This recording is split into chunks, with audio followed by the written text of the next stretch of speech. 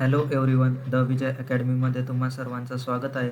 तर आपण जी सिरीज चालू केलेली आहे कॅप राऊंड 2026ची, त्याच्यामध्ये तुम्ही जे ॲडमिशन घेतात, तर या सिरीजमध्ये आज आपण एक टॉपिक कव्हर करणार आहोत, ज्याच्यामध्ये तुम्हाला माहिती आहे की कॅप राऊंड 1 नंतर तुम्ही जर फ्लोट केलं असेल आणि त्याच्यानंतर तुम्हाला राऊंड 2मध्ये जर एखादं लो किंवा वर्स्ट कॉलेज जर अलॉट झालेलं असेल, तर त्याच्याबद्दल आजच्या व्हिडिओमध्ये आपण डिस्कस करणार आहोत.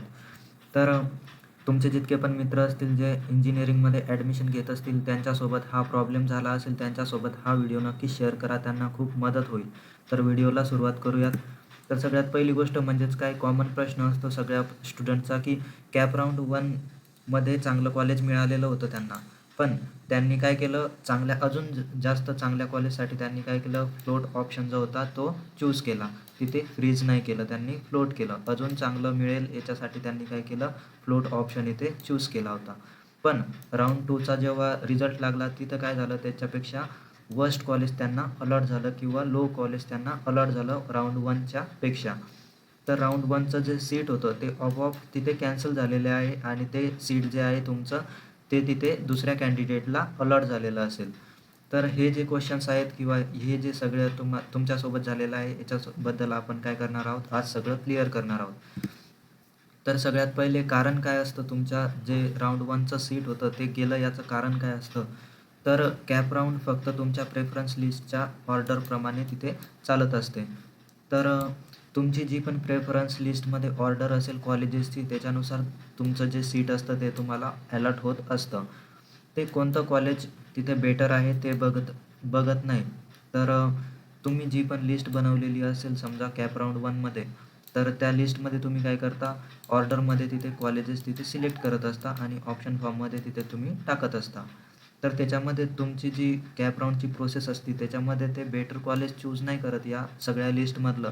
तर ते वन बाय वन चेक करत जातं की कोणतं कॉलेज तुम्ही टाकलेलं आहे आणि जे कॉलेज तुमच्या पर्सेंटाईलनुसार मॅच होत असेल ते कॉलेज तुम्हाला तिथे अवेलेबल होईल. ज्या कॉलेजमध्ये सीट अवेलेबल असेल ते कॉलेज तुम्हाला तिथे अलॉट होतं. पण तुम्ही जर ऑर्डरच चुकीची टाकलेली असेल आणि लो कॉलेज जर तुमच्या ऑर्डरमध्ये सगळ्यात वरती गेलेलं असेल, तर तेच कॉलेज तुम्हाला काय होईल, अलॉट होईल. जे की टॉप कॉलेजेस जर तुम्ही खाली टाकलेले असतील तुमच्या पर्सेंटाईलनुसार, तर तुम्हाला वर्स्ट कॉलेज तिथे अलॉट झालेलं असेल.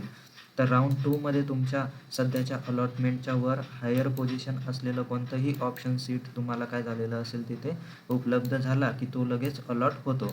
म्हणजेच काय, की तुम्ही जी लिस्ट बनवली आहे त्याच्यामध्ये जर वरती तुम्ही एखादं लो कॉलेज टाकलं, तर ते तुम्हाला इथे अलॉट झालेलं आहे कॅप राऊंड 2मध्ये. तर ही जी चूक आहे, ही चूक सगळ्यात जास्त मुलं करत असतात. जर प्रेफरन्स लिस्टमध्ये चुकीच्या क्रमाने कॉलेजेस टाकले तुम्ही, तर वर्स्ट कॉलेज किंवा तिथे लो कॉलेज तुम्हाला भेटत असतं. तर अशा प्रकारे फक्त तुमच्या लिस्टवरतीच मॅटर करतं, की तुम्हाला कोणतं कॉलेज तिथं भेटणार आहे. तर तुम्हाला प्रॉपर लिस्ट तिथे बनवायची असते. पण तुमची लिस्ट जर चुकीची असेल, तर तिथे हा जो प्रॉब्लेम आहे, हा प्रॉब्लेम सगळ्यात जास्त स्टुडंटला होतो. तर आता ही गोष्ट घडलेली आहे. तर रिॲलिटी काय आहे, सध्याचं तुमचं जे कॅप राऊंड 1चं सीट आहे ते परमनंटली तिथे कॅन्सल झालेलं आहे. कारण तुम्हाला दुसऱ्या कॅप राऊंडला काय झालेलं आहे, दुसरं कॉलेज तुम्हाला अलॉट झालेलं आहे. ते परत मिळणार नाही आता तुम्हाला. दुसऱ्या कॅन्डिडेटला ते अलॉट झालेलं आहे तुमचं फर्स्ट राऊंडचं सीट. त्यामुळे आता तुम्हाला काय करायचं आहे, तुम्हाला मागे जाऊन नाही पाहायचं आहे, की ते सीट मला कसं मिळेल किंवा काय करायचं आहे. तर तुम्हाला काय करायचं आहे, पुढच्या प्रोसेसमध्ये तुम्ही काय करू शकता त्याच्यावरती तुम्हाला फोकस करायचा आहे. तर त्याच्याबद्दल मी तुम्हाला सांगतो आहे, की पुढे तुम्हाला काय करायचं आहे आता. ते सीट तर गेलं आहे, पण आता पुढे काय करायचं आहे, पुढची प्रोसेस काय आहे. तर त्याच्यामध्ये तुम्हाला काही ऑप्शन्स आहेत जे तुम्ही तिथे सिलेक्ट करू शकता. तर सगळ्यात पहिला जो ऑप्शन आहे तो आहे सध्याचं अलॉटमेंट जे आहे ते ॲक्सेप्ट करायचं. म्हणजेच कॅप राऊंड 2मध्ये जे कॉलेज तुम्हाला भेटलेलं आहे, ते कॉलेज जर तुम्हाला चांगलं वाटत असेल किंवा त्याच्यामध्ये जर तुम्हाला चांगली जर इंटरेस्ट असेल, तर तुम्ही त्याच्यामध्ये ॲडमिशन घेऊ शकता. जर कॉलेज ठीक आहे, तुमच्या अपेक्षेपेक्षा कमी आहे, पण कॉलेज जर ठीक असेल, तर तुम्ही काय करा, तिथे फ्रीज करून ते कॉलेज काय करा, तिथे अलॉट करून घ्या. तिथे तुम्ही ॲडमिशन घेऊ शकता. उगाच पुढे फ्लोट करत राहू नका. प्रत्येक राऊंडला रिस्क असतोच, पुन्हा वर्स्ट मिळण्याची शक्यता असते. म्हणून जे कॉलेज आहे त्याच्याबद्दल थोडासा विचार करा. त्याची फीज वगैरे सगळं स्ट्रक्चर वगैरे बघून घ्या आणि तिथे जर तुम्हाला ठीक वाटत असेल तुमच्या अपेक्षेपेक्षा, तर तुम्ही तिथे ॲडमिशन घेऊ शकता. जर ब्रांच चांगली असेल, कॉलेज नेम तिथे थोडंसं कमी असेल, तरी तुम्ही तिथे ॲडमिशन घेऊ शकता. जर ब्रांच चांगली असेल आणि तुमचा त्या ब्रांचमध्ये जर इंटरेस्ट असेल, तर कॉलेज लो असलं तरी तुम्ही तिथे ॲडमिशन घेऊ शकता. तर हा झाला तुमचा पहिला ऑप्शन, जो की आहे तुम्ही जे सीट मिळालं आहे तुम्हाला ते कॉलेज तुम्हाला प्रॉपर ॲनलाईज करून तिथे तुम्ही ॲडमिशन घेऊ शकता, जरी ते थोडंसं लो असलं तरी पण. त्यानंतर दुसरा ऑप्शन आहे प्रेफरन्स लिस्ट जी आहे ती करेक्ट करायची आणि पुढच्या राऊंडसाठी तुम्हाला जायचं आहे, फ्लोट करायचं आहे. तर याच्यामध्ये तुम्हाला काय करायचं आहे, राऊंड 2 आणि 3 जो असतो तुमचा ऑप्शन फॉर्मचा, तिथे ऑप्शन फॉर्मची जी विंडो असते एडिटिंगची, तिथे जाऊन तुम्हाला काय करायचं आहे, तुमची लिस्ट जी असते ती एडिट करता येते.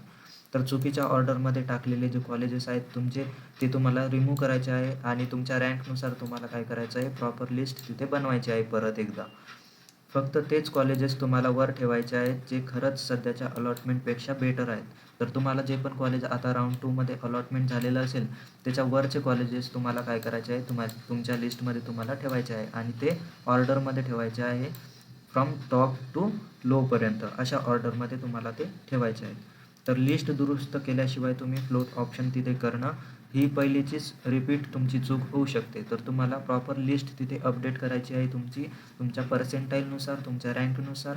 तर अशा प्रकारे तुम्हाला काय करायचं आहे, लिस्ट अपडेट करायची आहे. जे चुकीचे ऑर्डर होती ती तुम्हाला काढून टाकायची आहे, रिमूव्ह करायची आहे आणि एडिट करून पुन्हा एकदा तुम्हाला फ्लोटच्या ऑप्शनवरती जाऊन कॅप राऊंड 3साठी तुम्हाला जायचं आहे. तर हा झाला तुमचा दुसरा ऑप्शन. त्यानंतर तिसरा ऑप्शन काय आहे, तुम्हाला फ्लोट करायचं की फ्रीज करायचं आहे. तर ऑप्शन ए जो आहे तुमचा, त्याच्यामध्ये काय आहे, तुमच्याकडे लिस्ट आहे ती करेक्ट करायची असेल आणि करेक्ट केली जर असेल तुम्ही, तर खरंच बेटर कॉलेज जर तुम्हाला चान्स जर असेल, तुम्हाला तिथे जर वाटत असेल की यापेक्षा पण बेटर कॉलेज मला पुढच्या राऊंडमध्ये भेटत आहे, तर तुम्हाला तिथे फ्लोट ऑप्शन चूज करायचा आहे. आणि फ्रीज ऑप्शन केव्हा चूज करायचा आहे, जेव्हा तुमच्याकडे कन्फ्युजन असेल किंवा रिस्क असेल तुमच्याकडे पुढच्या राऊंडमध्ये जाण्यासाठी. तर तुम्हाला काय करायचं आहे, तिथे तुमची जी सीट आहे ती सिक्युअर करून तिथेच तुम्हाला फ्रीज ऑप्शन करून तिथेच ॲडमिशन घ्यायची आहे. जर तुम्हाला कॉलेज ठीक वाटत असेल किंवा ब्रांच ठीक वाटत असेल, तर तुम्हाला तिथे ॲडमिशन घ्यायची आहे. त्यानंतर चौथा जो ऑप्शन आहे तो काय आहे, कॅप राऊंडनंतर, कॅप राऊंड जेव्हा होतात त्यानंतर इन्स्टिट्यूट लेवलचे ॲडमिशन किंवा स्पॉट राऊंड तिथे चालू होतात. तर याच्यामध्ये काय असतं की तुमचे जे कॉलेजेस असतात त्याच्यामध्ये काही वॅकंट सीट असतात. तर इन्स्टिट्यूट लेवल राऊंडमध्ये जाऊन तुम्ही त्या कॉलेजमध्ये जाऊन तिथे भेट देऊन तिथे वॅकन्सी जितक्या पण असतील त्याच्याबद्दल तुम्ही बघू शकता आणि कॉलेजला भेट देऊन तिथे तुम्ही ॲडमिशन तुमची कन्फर्म करू शकता ज्या कॉलेजमध्ये तुम्हाला पाहिजे. पण त्याच्यासाठी तुम्हाला बाकीचे राऊंड्स पण तिथे फ्लोट वगैरे करावं लागेल. तर त्याच्याबद्दल पण तुम्हाला थोडंसं बघायचं आहे. ह्या राऊंडमध्ये तुम्ही काय करू शकता, डायरेक्ट कॉलेजमध्ये जाऊन तिथे ॲडमिशनची प्रोसेस तिथे विचारू शकता, जर सीट तिथे वॅकंट असतील तर. ज्या कॉलेजमध्ये जायचं होतं तिथे जाऊन वॅकंट सीट असेल तर तुम्ही हा शेवटचा चान्स तिथे घेऊ शकता. पण याच्यात जास्त रिस्क असतं, तिथे सीट वॅकन्सी आहे की नाही याच्याबद्दल पण खूप सारे रिस्क तिथे असतात त्या कॉलेजमध्ये. तर हा ऑप्शन थोडासा रिस्क आहे, तर याच्याबद्दल थोडासा विचार करायचा आहे तुम्हाला. त्यानंतर पुढच्या वेळी ही चूक टाळण्यासाठी तुम्हाला काय करायचं आहे, प्रेफरन्स लिस्ट जी आहे ती प्रॉपर बनवायची आहे. कॉलेजच्या नावाला भुलू नका तिथे. प्रॉपर रँकिंग, प्लेसमेंट, रेटिंग वगैरे चेक करा.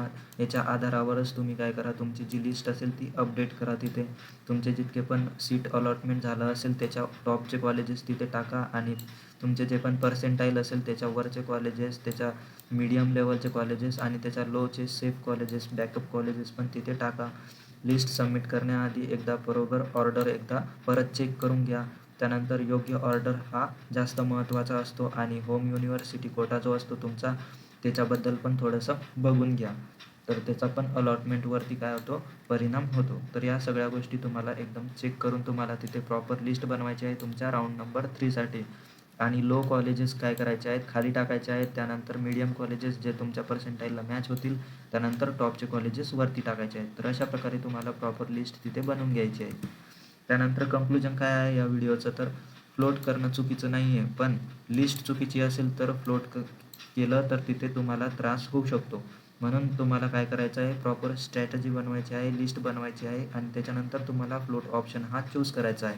जर याच्यामध्ये काही कन्फ्युजन किंवा रिस्क वाटत असेल तर तुम्हाला कॅप राऊंड 2मध्ये जे कॉलेज मिळालेलं आहे तिथे तुम्ही ॲडमिशन घेऊ शकता. जर तुमचा इंटरेस्ट चांगला असेल त्या ब्रांचमध्ये तर तुम्ही तिथे ॲडमिशन घेऊ शकता.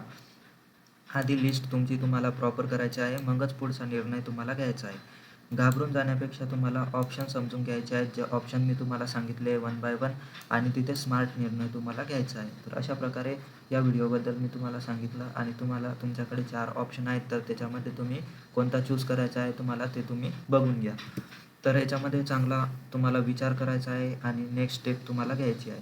तर असंच कन्फ्युजन वगैरे असेल तर कमेंट बॉक्समध्ये अजून डाऊट्स असतील तुम्हाला तर ते तुम्ही मला विचारू शकता. मी नक्कीच तुम्हाला रिप्लाय देईन आणि पुढच्या राऊंडच्या अपडेटसाठी किंवा अजून इंजिनिअरिंगच्या कन्सेप्टसाठी जर तुम्हाला अपडेट्स पाहिजेत असेल तर आपल्या चॅनलला नक्की सबस्क्राईब करा. व्हिडिओ आवडला असेल तर लाईक करायला विसरू नका. नवीन असाल तर सबस्क्राईब करा आणि तुमच्या मित्रांसोबत नक्की शेअर करा. भेटूयात पुढच्या व्हिडिओमध्ये. धन्यवाद मित्रांनो.